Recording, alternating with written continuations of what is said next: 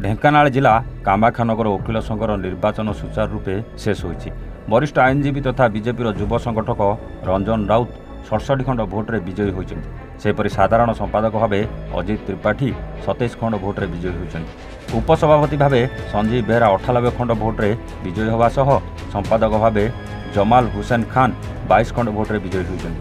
समुदाय 200 सदस्य मतदान करथिले। उक्त निर्वाचन को वरिष्ठ आईनजीवी अयोध्या प्रसाद शतपथी निर्वाचन अधिकारी भावे रहिथिबा बेले सहकारी अधिकारी चैतन्य साहू निर्मल कुमार सामल सहयोग करथिले। एथिने विभिन्न संगठन पक्षरु स्वागत और अभिनंदन जणाइछन्ति। विजय मोर विजय नुहे, ए विजय हूँ आम बार आसोसिएसन प्रत्येक सदस्यर प्रत्येक वकिल बंधु मानकर विजय।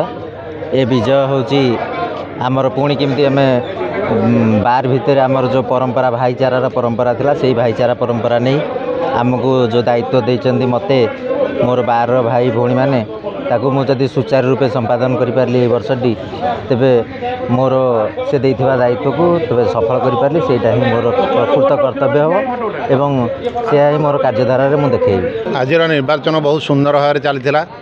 आपण मानक पाखरे बहुत खबर अछि, मु ता खोलिया पे चाहुनी। दीर्घ 4 दशक धरी जो प्रकार कुशासन एठी चलथिला, जो प्रकार रावण शासन चलैथिले, जो मन इच्छा शासन चलते आज धर्मर जय होती। तेणुक सर्वप्रथम मो वकिल बंधु मान नमन करुच्ची, प्रणाम करुच्ची, हृदय कृतज्ञता ज्ञापन करुच्ची।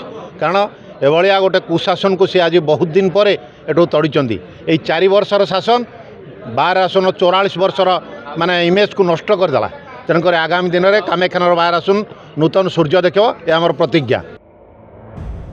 Dhenkanal Akshay Kumar Nandak report, A1 Odisha.